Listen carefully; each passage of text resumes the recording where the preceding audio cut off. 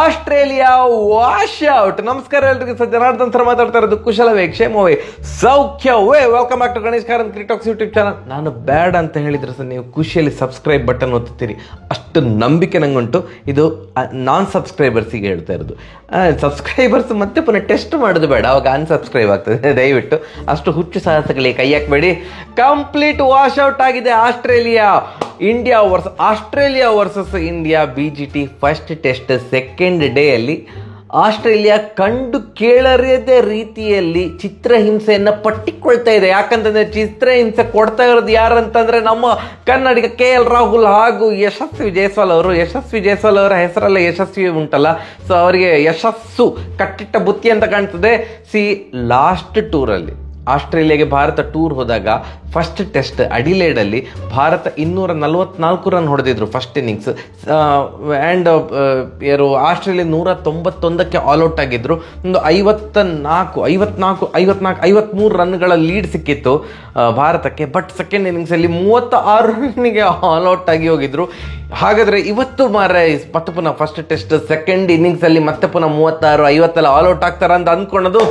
172 run Bharat ಹೊಡಿತು. All out? No, all out ಅಲ್ಲ bro, 0 ವಿಕೆಟೇ ಹೋಗ್ಲಿಲ್ಲ. ಫಸ್ಟ್ ಇನ್ನಿಂಗ್ಸಲ್ಲಿ 150 ರನ್ ಹೊಡೆದ್ರೆ 10 ವಿಕೆಟಿಗೆ, ಸೆಕೆಂಡ್ ಇನ್ನಿಂಗ್ಸಲ್ಲಿ 172 ರನ್, ವಿಕೆಟೇ ಹೋಗ್ಲಿಲ್ಲ. ಇದು ಯಾವ ತರ ಅಂತಂದ್ರೆ ಬೆಂಗಳೂರು ಟೆಸ್ಟ್ ಮ್ಯಾಚಲ್ಲಿ ನ್ಯೂಜಿಲೆಂಡ್ ಮೇಲೆ ಬೆಂಗಳೂರು ಟೆಸ್ಟ್ ಮ್ಯಾಚಲ್ಲಿ 46ಕ್ಕೆ ಭಾರತ ಆಲ್ಔಟ್ ಆಗಿತ್ತು ಫಸ್ಟ್ ಇನ್ನಿಂಗ್ಸಲ್ಲಿ. ಸೆಕೆಂಡ್ ಇನ್ನಿಂಗ್ಸಲ್ಲಿ 46 ರನ್ ಆದ್ರೆ ಸಹ ವಿಕೆಟ್ ಹೋಗಿರಲಿಲ್ಲ. ಅದೇ ತರ 150 ರನ್ನಿಗೆ ಫಸ್ಟ್ ಇನ್ನಿಂಗ್ಸಲ್ಲಿ ಆಲ್ಔಟ್ ಆದ್ರು, ಸೆಕೆಂಡ್ ಇನ್ನಿಂಗ್ಸಲ್ಲಿ 150 ಆದ್ರೆ ಸಹ ವಿಕೆಟ್ ಹೋಗಿರಲಿಲ್ಲ. ದಿನದ ಆಟದ ಅಂತ್ಯಕ್ಕೆ 172 ರನ್ನಿಗೆ 0 ಹಾಗೂ 46 ರನ್ಗಳ ಲೀಡು ಸೇರಿ ಭಾರತಕ್ಕೆ ಈಗ ಟೋಟಲ್ ಲೀಡ್ 218 ರನ್. ಸೊ ನಾವು 218ಕ್ಕೆ 0 ಅಂತ ಹೇಳಿದ್ರೆ ತಪ್ಪಾಗುವುದಿಲ್ಲ. ಆ ಚಿತ್ರಾನ್ನ ಇಲ್ಲಿಂದ ಭಾರತ ಸೋಲಿಕ್ಕೆ ಸಾಧ್ಯವೇ ಇಲ್ಲ ಈ ಟೆಸ್ಟ್ ಮ್ಯಾಚ್ ಅಂತ ಅಂದ್ಕೊಳ್ತಾ ಇದ್ದೆ ನಾನು. ನಿನ್ನೆ 67ಕ್ಕೆ 7 ವಿಕೆಟ್ಗಳನ್ನು ಕಳೆದುಕೊಂಡು ಶೋಚನೀಯ ಪರಿಸ್ಥಿತಿಯಲ್ಲಿ ಇದ್ದಂತಹ ಆಸ್ಟ್ರೇಲಿಯಾ ಇವತ್ತು ಬ್ಯಾಟಿಂಗ್ ಮುಂದುವರಿಸಿತು. ಬಟ್ 144 ತನಕ ಸ್ವಲ್ಪ ವಿಸ್ತರಿಸಿಕೊಂಡು ಒಂದು ರೇಂಜ್ಗೆ ಮೈಂಡ್ ಡ್ಯಾಶ್ ಮಾಡಿದ್ರು. ಡ್ಯಾಶ್ ಅಂತ ಏನು ಅಂತ ನೀವು ಮತ್ತೆ ಕಮೆಂಟ್ ಸೆಕ್ಷನ್ ತಿಳಿಸೋದು ಬೇಡ, ನಿಮಗೆ ಗೊತ್ತಾದ್ರೆ ನೀವು ಬುದ್ಧಿವಂತರ ಆಯ್ತಾ. ಸ್ವಲ್ಪ ಕಿರಿಕಿರಿ ಆಯ್ತು. ಎಂತ ಇದು ಸ್ಟಾರ್ಕ್ ಎಂತ ಔಟ್ ಆಗ್ತಾ ಇಲ್ಲ ಅಂತ. ಯಾಕಂತಂದ್ರೆ ಈ ಟೆಸ್ಟ್ ಮ್ಯಾಚಲ್ಲಿ ಫಸ್ಟ್ ಇನ್ನಿಂಗ್ಸ್ ಇದು ಏನು ಭಾರತ ಹಾಗೂ ಆಸ್ಟ್ರೇಲಿಯಾ ಎಲ್ಲ ಪ್ಲೇಯರ್ಸ್ ಇದು ನಾವು ಅಂಕಿ ಅಂಶ ತೆಗೆದು ನೋಡಿದ್ರೆ ಅವರು ಒಬ್ಬರೇ 100ಕ್ಕಿಂತ ಅಧಿಕ ಬಾಲ್ಗಳನ್ನು ಎದುರಿಸಿದ್ರು. ಸ್ಟಾರ್ಕ್ ಅವರು ಭಾರಿ ಒಂದು ತಲೆನೋವು ಕೊಟ್ಟರು. 67ಕ್ಕೆ 7 ವಿಕೆಟ್ ಕಳೆದುಕೊಂಡಿದ್ದಂತಹ ಆಸ್ಟ್ರೇಲಿಯಾ ಕ್ಯಾರಿ ಅವರ ವಿಕೆಟನ್ನು ಬೇಗ ಟಕ್ ಅಂತ ಹೋಯ್ತು. ಏನು ಇವರು ಬುಮ್ರಾ ಅವರು ಬಾಲ್ ಹಾಕ್ಲಿಕ್ಕೆ ಬಂದರು, ಅವರ ಫಸ್ಟ್ ಬಾಲಲ್ಲೇ ಕ್ಯಾರಿ ಅವರ ವಿಕೆಟ್ ತೆಗೆದು 5 ವಿಕೆಟ್ಗಳನ್ನು ಕಬಳಿಸಿದ್ರು. ಅದಾದ್ಮೇಲೆ ಸ್ವಲ್ಪ ಎಸ್ಪೆಷಲಿ ಲಾಸ್ಟ್ ವಿಕೆಟಿಗೆ ಯಾಕೆ ವಿಕೆಟ್ ಬೀಳ್ತಿಲ್ಲ ಅಂತ ಆಯಿತು. ಬಟ್ 104ಕ್ಕೆ ಆಲ್ಔಟ್ ಆದರು, 46 ರನ್ಗಳ ಲೀಡ್. ಬಟ್ ನಮ್ಮ ಒಂದು ಇನ್ನಿಂಗ್ಸ್ ಸ್ಟಾರ್ಟ್ ಆದಾಗ ಅಥವಾ ಆಸ್ಟ್ರೇಲಿಯಾ 9 ವಿಕೆಟ್ ಹೋದ್ಮೇಲೆ ಪಿಚ್ ಸ್ವಲ್ಪ ಒಂದು ಮೂವ್ಮೆಂಟ್ ಸ್ವಲ್ಪ ಕಡಿಮೆ ಆಯಿತು. ಅಷ್ಟು ಸ್ವಿಂಗ್ ಆಗ್ತಾ ಇರಲಿಲ್ಲ.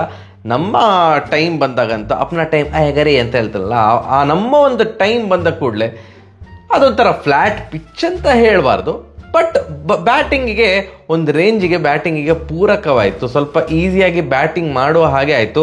ಅದರ ಅರ್ಥ ಬ್ಯಾಟಿಂಗ್ ಪಿಚ್ ಅದಕ್ಕೆ ಆಡಿದ್ರು ಅಂತಲ್ಲ, ಅಷ್ಟೇ ಅದ್ಭುತವಾಗಿ ಯಶಸ್ವಿ ಜೈಸ್ವಾಲ್ ಮತ್ತು ರಾಹುಲ್ ಅವರು ಸಿಕ್ಕಾಪಟ್ಟೆ ಚೆಂದ ಮಾಡಿ ಬ್ಯಾಟಿಂಗ್ ಮಾಡಿದ್ದಾರೆ, ಅದ್ರಲ್ಲಿ ಡೌಟ್ ಇಲ್ಲ. ಕೆಲವೊಂದು ಎಡ್ಜ್ ಮಿಸ್ ಆಗ್ತಾ ಇತ್ತು, ಕೆಲವೊಂದು ಎಡ್ಜ್ ಆಗ್ತಾ ಇತ್ತು, ಅದು ಕರೆಕ್ಟಾಗಿ ಕ್ಯಾರಿ ಆಗ್ತಾ ಇರಲಿಲ್ಲ, ಅದೆಲ್ಲ ಉಂಟು. ಅದು ಟೆಸ್ಟ್ ಕ್ರಿಕೆಟಲ್ಲಿ ಇದ್ದೇ ಇರ್ತದೆ ಮಾರ್ರೆ. ಎಡ್ಜ್ ಮಿಸ್ ಆಗೋದು ಅದೆಲ್ಲ ಇದ್ದೇ ಇರ್ತದೆ, ಎಲ್ಲ ಮ್ಯಾಚ್ ತೆಗೆದು ನೋಡಿದ್ರು ಸಹ ಅದು ಇದ್ದೇ ಇರ್ತದೆ. ಬಟ್ ಅದು ಎಲ್ಲದಕ್ಕಿಂತ ಮಿಗಿಲಾಗಿ ಇಬ್ಬರು ಸಹ ಕೂಡ ಸಿಕ್ಕಾಪಟ್ಟೆ ಚೆಂದ ಮಾಡಿ ಆಡಿದರು. ಆ್ಯಂಡ್ ಹರ್ಷಿತ್ ರಾಣಾ ಅವರಿಗೆ ಸ್ಟಾರ್ಕ್ ಹೇಳಿದರು. ಹರ್ಷಿತ್ ರಾಣಾ ಅವರು ಏನೋ ಸ್ವಲ್ಪ ಬಾಲ್ ಹಾಕಿದಾಗ ಸ್ಟಾರ್ಕ್ ಏನು ಹೇಳಿದ್ರು ಅಂತಂದರೆ, bro I can bowl much faster than you, I remember, ಹಾಗೆ ಹೀಗೆ. ಅಂದರೆ KKR ಟೀಮ್ಮೇಟ್ಸ್ ಅಲ್ವಾ ಇಬ್ಬರು ಸಹ, ಈಗ ಎಕ್ಸ್ ಟೀಮ್ಮೇಟ್ಸ್ ಬಿಡಿ. ಸ್ಟಾರ್ಕ್ ಅವರು ಹೊರಗಡೆ ಬಂದಿದ್ದಾರೆ, ರಿಟೈನ್ ಆಗಲಿಲ್ಲ. ಸೊ ನನಗೆ ನೆನ್ಪುಂಟು, ನಾನು ನಿನಕ್ಕಿಂತ ಜಾಸ್ತಿ ಫಾಸ್ಟಾಗಿ ಬಾಲ್ ಹಾಕ್ತೇನೆ, ಸ್ವಲ್ಪ ಹಾರಾಡೋದೆಲ್ಲ ಬೇಡ ಆಯ್ತಾ ಅಂತ ಸ್ಟಾರ್ಕ್ ಅವರು ಇಂಗ್ಲೀಷಲ್ಲಿ ಹೇಳಿದರು. ಹರ್ಷಿತ್ ರಾಣಾ ಅವರು ನಕ್ಕೊಂಡು ಹೋದರು. ಬಟ್ ವಾಪಸ್ ಕೊಡಬೇಕಲ್ಲ, ಈಗ ಹರ್ಷಿತ್ ರಾಣಾ ಅವರು ಬ್ಯಾಟಿಂಗಲ್ಲಿ ವಾಪಸ್ ಕೊಡಲಿಕ್ಕೆ ಆಗೋದಿಲ್ಲ ಸ್ಟಾರ್ಕ್ ಅವರಿಗೆ. ಅದಕ್ಕಿಂತ ಮುಂಚೆ ನಾವು ಕೊಡ್ತೇವೆ ಅಂತ ಯಶಸ್ವಿ ಜೈಸ್ವಾಲ್ ಅವರು ಬ್ಯಾಟಿಂಗಿಗೆ ಬಂದಾಗ ball is coming extremely slow to me ಅಂತ ಎಕ್ಸಾಕ್ಟ್ಲಿ ನಾನು ಅವ್ರು ಏನು ಹೇಳಿದಂತ ಹೇಳಿಲ್ಲ, ಬಟ್ ಬಾಲ್ ಭಯಂಕರ ಸ್ಲೋ ಬರ್ತಾ ಉಂಟಣ್ಣ, ಸ್ವಲ್ಪ ಫಾಸ್ಟ್ ಹಾಕು ಅಂತ ಕೆಣಕಿದ್ರು ಯಶಸ್ವಿ ಜೈಸ್ವಾಲ್ ಅವರು ಸ್ಟಾರ್ಕ್ ಅವ್ರದ್ದು ಮುಖ ಯಾವ ತರ ಆಗಿತ್ತು ಅಂತಂದ್ರೆ, ನಾ ಯಾಕಾದ್ರೂ ಹರ್ಷಿತ್ ರಾಣಾಗೆ ಈ ಡೈಲಾಗ್ ಅನ್ನು ಹೇಳಿದ್ದೆ ಮಾರ್ರೆ, ಈ ಚಿಕ್ಕ ಹುಡುಗ ಈಗ ನನ್ಗೆ ವಾಪಸ್ ಉತ್ತರ ಕೊಡ್ತಿದ್ದಾನಲ್ಲ ಅವನ ಬದಲು ಅಂತ ಅನಿಸಿದಂತೂ ಹೌದು. ಸೂಪರ್ ಆಗಿ ಬ್ಯಾಟಿಂಗ್, ಒಂದು ಅಪ್ಪರ್ ಕಟ್ ಹೊಡೆದ್ರು ಯಶಸ್ವಿ ಜೈಸ್ವಾಲ್ ಅವರು, ಒಂದು ಫ್ಲಿಕ್ ಅಲ್ಲಿ ಸ್ಟಾರ್ಕಿಗೆ ಒಂದು ದೊಡ್ಡ ಸಿಕ್ಸ್ ಹೊಡೆದ್ರು, ಲಯನ್ ಅವರಿಗೆ ಮುಂದೆ ಬಂದು ಸಿಕ್ಸ್ ಹೊಡೆದ್ರು. ಬಟ್ ಅದೆಲ್ಲದಕ್ಕಿಂತ ಮಿಗಿಲಾಗಿ ಇವರು ಯಾರು KL ರಾಹುಲ್ ಒಂದು ಸ್ಟ್ರೈಟ್ ಡ್ರೈವ್, ಒಂದು 4 ಹೋಯ್ತು. ಶಾರ್ಟ್ ಆಫ್ ದ ಡೇ, ಇದು ನಾ ಹೇಳ್ತಾ ಇಲ್ಲ. ಟ್ವಿಟ್ಟರ್ ಅಲ್ಲಿ ಬೇಕಾದ್ರೆ ಈ ಆಸ್ಟ್ರೇಲಿಯನ್ ಕ್ರಿಕೆಟ್ ಮ್ಯಾನೇಜ್ಮೆಂಟ್ ಇದೊಂದು ಟ್ವಿಟ್ಟರ್ ಪೇಜ್ ಉಂಟಲ್ಲ, ಅವರು ಹಾಕೊಂಡಿದ್ದಾರೆ. ಈ ಒಂದು ವಿಡಿಯೋ ಮೂಲಕ ನಾನು BCCI ಅವರಿಗೆ ಏನು ಹೇಳೋದು ಅಂತಂದ್ರೆ, ಯಾಕೆ ಹೇಳ್ಬೇಕು, ಅವ್ರಿಗೆ ಕನ್ನಡ ಅರ್ಥ ಆಗೋದಿಲ್ಲಲ್ಲ, ಬಟ್ ಸ್ಟಿಲ್ ಹೇಳುವ.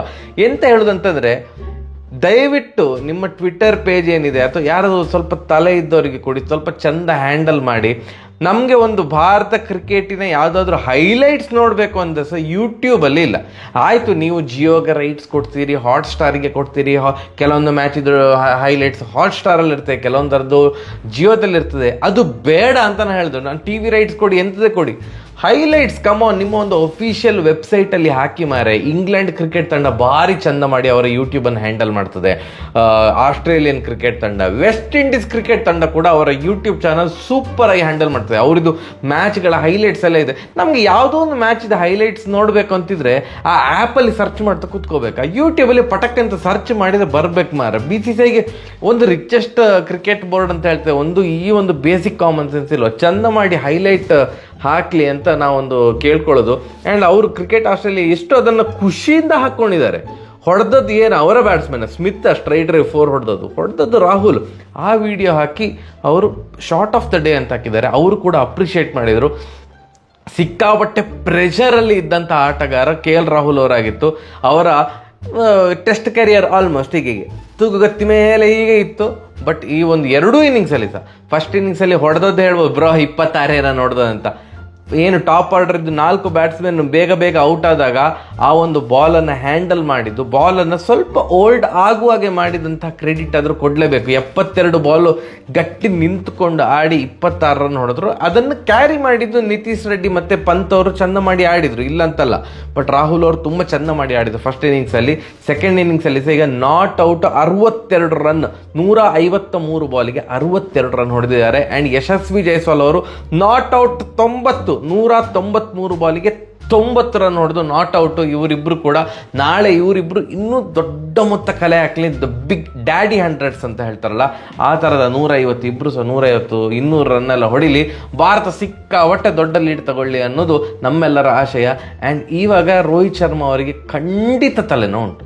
ಈಗ ರೋಹಿತ್ ಶರ್ಮಾ ಅವರು ಬಂದ ಕೂಡಲೇ ವಾಪಸ್ KL ರಾಹುಲ್ ಅವ್ರನ್ನ ಮಿಡ್ಲ್ ಆರ್ಡ್ರಲ್ಲಿ ನಂಬರ್ 6 ಆಡಿಸ್ತಾರ, ಐ ಡೋಂಟ್ ನೋ. ಇದು ಆನೆಸ್ಟ್ ಆಗಿ ಹೇಳೋದು, ನಾನು ಕೊಹ್ಲಿ ಮತ್ತು ರೋಹಿತ್ ಶರ್ಮಾರದು ಬಹುದೊಡ್ಡ ಫ್ಯಾನ್, ಅದು ಎಲ್ರಿಗೂ ಸಹ ಗೊತ್ತುಂಟು. ಮತ್ತೆ ಪುನಃ ಅದನ್ನು ರಿಪೀಟ್ ಮಾಡಿ ಹೇಳಬೇಕಾದ ಅಗತ್ಯ ಇಲ್ಲ. ಹಾಗಂತ ನಾನು KL ರಾಹುಲ್ ಹೇಟರಲ್ಲ, ನಂಗೆ KL ರಾಹುಲ್ ಕೂಡ ತುಂಬ ಇಷ್ಟ, ಅಂದರೆ ವೆರಿ ಕ್ಲಾಸಿ ಪ್ಲೇಯರ್. ಬಟ್ ಒಂದು ಫ್ಯಾಕ್ಟ್ ಏನಂತಂದರೆ, ಹೀ ಈಸ್ ಆನ್ ಓಪನರ್. ಅವರನ್ನು ಎಲ್ಲೆಲ್ಲಿ ಆಡಿಸೋದನ್ನು ಸ್ಟಾಪ್ ಮಾಡಬೇಕು. ಅವರು ಮೊದಲಿಂದನೂ ಕೂಡ test specialist opener. Murali Vijay ಇದ್ರು ಗೊತ್ತುಂಟ, ಲವ್ಲಿ ಪ್ಲೇಯರ್ ಮುರಳಿ ವಿಜಯ್. ಭಾರಿ ಚಂದ ಮಾರೆ ಅವರ ಆಟ. ಮತ್ತು VVS ಲಕ್ಷ್ಮಣ್ ಅವರ ಆಟ ಸ್ವಲ್ಪ ನೋಡ್ಲಿಕ್ಕೆ ಒಂದೇ ಥರ ಇತ್ತು, ಸ್ಟೈಲಿಶ್. ಆ ಒಂದು ಶಾರ್ಟ್ಸ್ ಎಲ್ಲ ಒಂಥರ ಈಸಿಯಾಗಿ ಹೊಡಿತಿದ್ರು. ಮುರಳಿ ವಿಜಯ್ ಅವರ ಥರ ಆ ಸ್ಪೆಷಲಿಸ್ಟ್ ಓಪನರ್ KL ರಾಹುಲ್ ಅವರು ಟೆಸ್ಟಿಗೆ ಅವರನ್ನು ಎಲ್ಲೆಲ್ಲಿ ಆಡಿಸೋದು, ಮನಸ್ಸಿಗೆ ಬಂದ ಪೊಸಿಷನಲ್ಲಿ ಕಳಿಸೋದು. ಪಾಪ ಅವರಿಗೆ ಅವರ ಕರಿಯರ್ ಬಗ್ಗೆ ಕನ್ಫ್ಯೂಸ್ ಆಗಿ ಹೋಗ್ತಾನೆ, ನಾ ಎಂತ ಮಾಡ್ತಿದ್ದಾನೆ ಮರೆ ಟೀಮಲ್ಲಿ ಅಂತ. ಈಗ ನಮ್ಗೆ ಎಲ್ರಿಗೂ ಸಿಗ, ನೀವು ಒಂದು IT ಕೆಲಸ ಮಾಡೋರಿಗೆ ಕೇಳ್ತಾರೆ, ಎಂತ ಮರೆ ಡೆವಲಪರ, ಟೆಸ್ಟರ, ಆ ಥರ ಎಲ್ಲ ಕೇಳ್ತಾರೆ. ಎಲ್ಲ ಸಹ ಹೇಳಲಿಕ್ಕಾಗ್ತದಾ? ನಾನೇ ಡೆವಲಪರ್, ನಾನೇ ಟೆಸ್ಟರ್, ಡೆವಾಪ್ಸ್ ಗಿವಾಪ್ಸ್ ಎಲ್ಲ ನಂದೇ ಅಂತ ಹೇಳಲಿಕ್ಕಾಗ್ತದೆ? ಇಲ್ಲ ಅಲ್ಲ.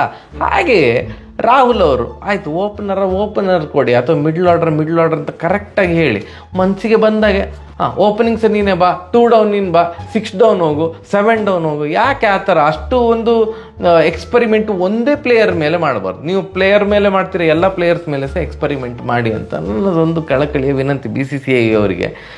ಈ ಒಂದು 2 ಕನ್ಸಿಸ್ಟೆಂಟ್ ಪರ್ಫಾರ್ಮೆನ್ಸ್ ಆದಮೇಲೆ ಮತ್ತೆ ಪುನಃ ಅವ್ರನ್ನ ಕೆಳಗಡೆ ಕಳಿಸ್ತಾರ? I don't no. ಆನೆಸ್ಟ್ಲಿ ನಂಗೆ ಏನು ಅನ್ಸೋದು ಅಂತಂದರೆ ರೋಹಿತ್ ಶರ್ಮಾ ಅವರು ಮಿಡ್ಲ್ ಆರ್ಡ್ರಲ್ಲಿ ಬರಬೇಕು ಅಂತ. ಅದರ ಅರ್ಥ ರೋಹಿತ್ ಶರ್ಮಾ ಮಿಡ್ಲ್ ಆರ್ಡ್ರಲ್ಲಿ ಬಂದ ಕೂಡಲೇ ಡಬ್ಬಾ ಪ್ಲೇಯರ್ ಅಂತಲ್ಲ. ಬಾಲ್ ತುಂಬ ಮೂವ್ ಆಗ್ತಾ ಇದ್ದಾಗ ರೋಹಿತ್ ಶರ್ಮಾ ಅವರು ಅಂತ ಒಂದು ಹೇಳಿಕೊಳ್ಳುವಂಥ ಪ್ರದರ್ಶನ ಬರಲಿಲ್ಲ. ಆ್ಯಂಡ್ ಅವರದ್ದು ಒಂದು ಏನು ಆಟ ಇದೆ, ಅಗ್ರೆಸಿವ್ ಆಟ, ಇಂಟೆಂಟ್ ಏನೇ ಇರಲಿ, ಅದು ಮಿಡ್ಲ್ ಆರ್ಡರ್ಗೆ ಸೂಕ್ತ ಆಗ್ತದೆ ಹೊರತು ಟಾಪ್ ಆರ್ಡ್ರಲ್ಲೇ ಅಲ್ಲ. ಟಾಪ್ ಆರ್ಡ್ರಲ್ಲಿ ಬರುವಂಥ ಆಟಗಾರ, ಎಸ್ಪೆಷಲಿ ಓಪನರ್ಸು, ಬಾಲನ್ನು ಹೋಲ್ಡ್ ಮಾಡುವ ಕೆಲಸದಲ್ಲಿ ತನ್ನನ್ನು ತಾನು ತೊಡಗಿಸಿಕೊಳ್ಬೇಕು. ತುಂಬ ಮೂವ್ ಆಗ್ತಾ ಇರ್ತದೆ, ನಿಂತು ಆಡಬೇಕು. ರೋಹಿತ್ ಶರ್ಮಾ ಅವ್ರು ಎಂತ ಮಾಡ್ತಾರೆ ಅಂತಂದರೆ ದಡಬಡ ಅಂತ ಹೊಡಿಲಿಕ್ಕೆ ಹೋಗಿ ಒಂದು 30 ರನ್ ಆದಮೇಲೆ ಆ ವಿಕೆಟನ್ನು ಕೈ ಚೆಲ್ತಾರೆ. ತುಂಬ ಇಂಟೆಂಟ್ T20 ಮತ್ತು ODIಗೆಲ್ಲ ತುಂಬ ಇಂಪಾರ್ಟೆಂಟ್. ಟೆಸ್ಟಿಗೆ ಅಷ್ಟೆಲ್ಲ ಇಂಟೆಂಟ್ ಬೇಕಾಗೋದಿಲ್ಲ. ಎಲ್ಲಿಯಾರು ಅಪ್ಪಿತಪ್ಪಿ ಕಾನ್ಪುರ್ ಟೆಸ್ಟ್ ಎಲ್ಲ ಇತ್ತು ಗೊತ್ತುಂಟಾ, ಮಳೆಯಿಂದ ಮೂರುವರೆ ದಿನ ಹೋಗಿತ್ತು, ಇದ್ದದ್ದೇ 1.5 ದಿನ. ಆಗ ಆ ಥರದ ಇಂಟೆಂಟ್ ಭರಿತ ಆಟ ಬೇಕು. ಈಗ ಒಂದು ಪ್ರಾಪರ್ ಟೆಸ್ಟ್ ಕ್ರಿಕೆಟ್ ಆಡಿದರೆ ಸಾಕು. ಇವರಿಬ್ಬರು ಕೂಡ ಹೇಳಿ ಮಾಡಿಸಿದವರು ಈ ರೋಲಿಗೆ ಅಂತ ನನ್ನ ಒಂದು ಅಭಿಪ್ರಾಯ. ಯಶಸ್ವಿ ಜೈಸ್ವಾಲ್ ಅವ್ರನ್ನಂತೂ ತೆಗೆಯುವುದಿಲ್ಲ ಬಿಡಿ ಓಪನರ್ ಸ್ಲಾಟಿಂದ, ಯಾಕಂದರೆ ಅಷ್ಟು ಕನ್ಸಿಸ್ಟೆಂಟಾಗಿ ಪರ್ಫಾರ್ಮ್ ಮಾಡಿದ್ದಾರೆ. ನಾನು ಮಾತಾಡ್ತಿರೋದು KL ರಾಹುಲ್ ಬಗ್ಗೆ. ಕ್ವಶನ್ ನಿಮಗೆ ಏನು ಅಂತಂದರೆ, ರೋಹಿತ್ ಶರ್ಮಾ ಅವರು ಸೆಕೆಂಡ್ ಟೆಸ್ಟಿಗೆ ವಾಪಸ್ ಬಂದ ಮೇಲೆ ತಂಡಕ್ಕೆ, ಆ್ಯಂಡ್ ಗಿಲ್ ಅವರು ಈಗ 1 ಡೌನ್ ಕಳಿಸೊಬ್ರು ಅಂತ ಹೇಳಬೇಡಿ, 1 ಡೌನ್ ಗಿಲ್ ಮತ್ತು 2 ಡೌನ್ ಕೊಹ್ಲಿ ಅವರು ಬರ್ತಾರೆ. ಸೊ ರೋಹಿತ್ ಶರ್ಮಾ ಅವರು ತಂಡಕ್ಕೆ ಬಂದ ಮೇಲೆ KL ರಾಹುಲ್ ಓಪನರ್ ಆಗಿ ಮುಂದುವರಿಬೇಕಾ? KL ರಾಹುಲ್ ಮುಂದುವರಿದರೆ ಓಪನರ್ ಆಗಿ ರೋಹಿತ್ ಶರ್ಮಾ ಅವರು ಮಿಡ್ಲ್ ಆರ್ಡ್ರಲ್ಲಿ ಆಡಬೇಕಾ? ಅಥವಾ ವೈಸ್ ವರ್ಸ, ಇಲ್ಲ ಬ್ರೋ ರೋಹಿತ್ ಶರ್ಮಾನೇ ಓಪನಿಂಗ್ ಆಡಬೇಕು, ಇವರು ಮಿಡ್ಲ್ ಆರ್ಡ್ರಲ್ಲಿ ಆಡಬೇಕು KL ರಾಹುಲ್ ಅಂತ ನೀವು ಕಮೆಂಟ್ ಸೆಕ್ಷನಲ್ಲಿ ತಿಳಿಸಿ. ನೀವು ಹಾಗೆ ಕಮೆಂಟ್ ಸೆಕ್ಷನಲ್ಲಿ ತಿಳಿಸಿದಾಗ ನೀವು ಪೂರ್ತಿ ವಿಡಿಯೋ ನೋಡಿದ್ದೀರಿ ಅಂತ ನನಗೆ ಅರ್ಥ ಆಗ್ತದೆ. ನಾಳೆ ಭಾರತ ತುಂಬ ದೊಡ್ಡ ಮತ್ತೆ ಕಲೆ ಹಾಕಲಿ, 172 ಇದ್ದದ್ದು 372 ಆಗಲಿ, 372 ಪ್ಲಸ್ 46 ಎಲ್ಲ ಸೇರಿ ಒಂದು ಒಳ್ಳೆ 440 430 ಹತ್ರ ಟಾರ್ಗೆಟ್ ಬಂದರೆ ಅವರದ್ದು ಚಡ್ಡಿಯಲ್ಲಿ ಆಲ್ರೆಡಿ ರಾಡಿ ಆಗಿದೆ ಆಸ್ಟ್ರೇಲಿಯಾದವ್ರದ್ದು. ಅದು ಇನ್ನೊಂದು ದೊಡ್ಡ ಅಂದರೆ ಚಡ್ಡಿ ಹರಿದೋಗ್ಲಿ, ಹಾಗೆ ಆಗಬೇಕು. ಸರಿ, ಹಾಗಾದ್ರೆ ಬರುವ ನಮಸ್ಕಾರ.